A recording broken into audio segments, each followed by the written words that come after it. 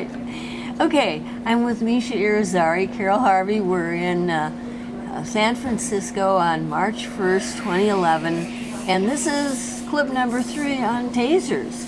And Mesha is going to talk a little bit about the wisdom of tasers and the fiscal soundness of it and the strategy. Where do we go from here? So, okay. Mesha. Chief Godin already has made a statement, I believe 2 days ago, saying we're not going to have new training at the police academy in 2011 or 2012. We cannot afford it. And Gary Delagnes of the Police Officer Association said we're going to lose 500 cops. So at a time where we're decreasing the amount of cops, we're going to arm the remainder with tasers? That makes absolutely no sense. It's illogical and it's not fiscally sound. So here is what I think that we can emphasize. And it's going to sound very cold, but you know, I'm also a city commissioner and I know how city officials listen. They listen to numbers. Yes. You know, the bleeding heart will be listened to, be patted on the back, say, I'm sorry for your loss. You know, I really feel for you. Right. Good. But that's the end of the line. Okay. And I've been there. So and you're a realist. You are a realist. Go ahead. So I think that the most important now is that we can gather people who are willing to help us with a certain research that we're about to do.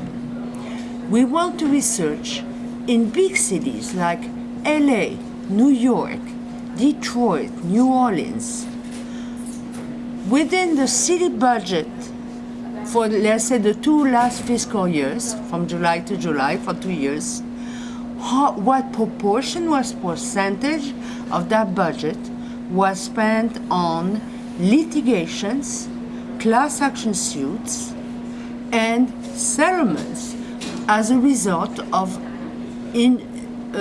taser injuries or taser death.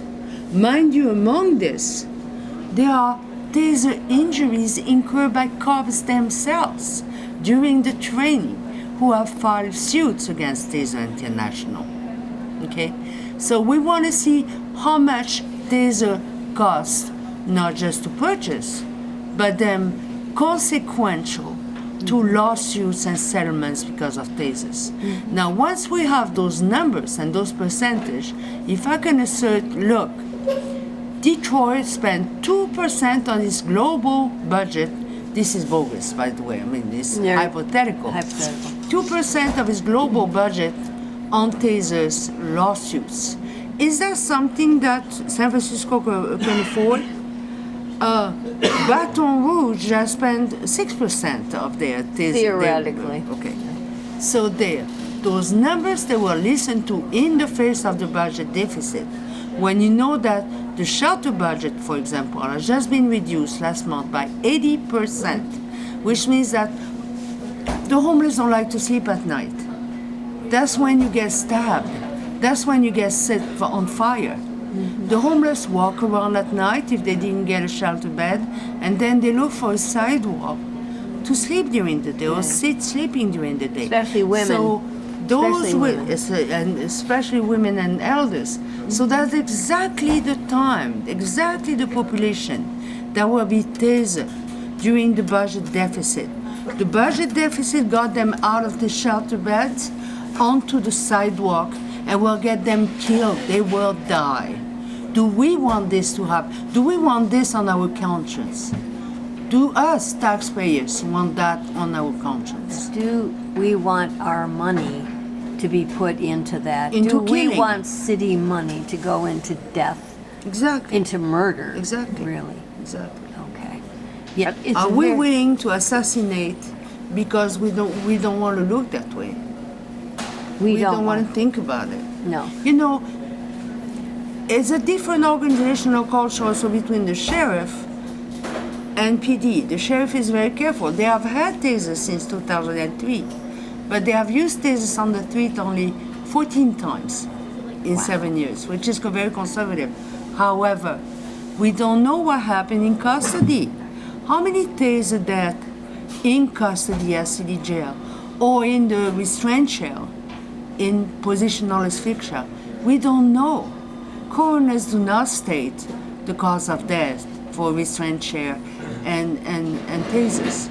You know, even a coroner was gagged by a judge, put a gag on him, so that he could not state that the taser had killed a subject. So we really don't know how many taser deaths in custody.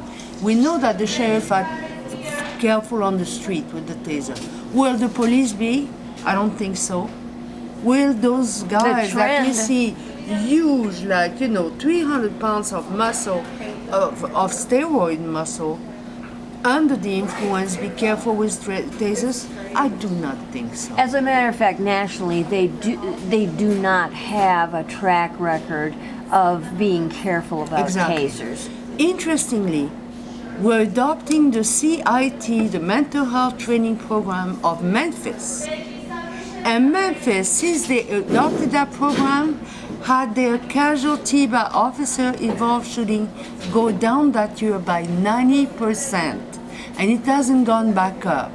And they refuse to use tasers. They say, we don't need no tasers. We have the CIT program. The casualties are down.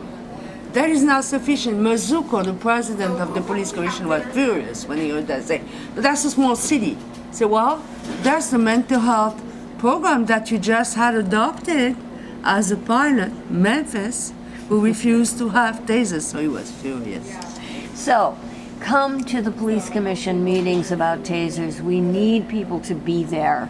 And we need people to help us with our research. All of you who use the library or who have the use of the internet, look at different cities, their budget, and for, let's say, the past year, the amount of money spent on lawsuit, settlements, and litigations. And come back to us with those numbers. You can call me at 415-595-8251. That's 415-595-8251. And give us the numbers. Let's do the math. And thanks. This is great. Please help us. Please help us with this. Please. We need the voice of the people now. We cannot vote on this, but we can make the difference. Okay. Thank you, Mesha, very much. You're welcome.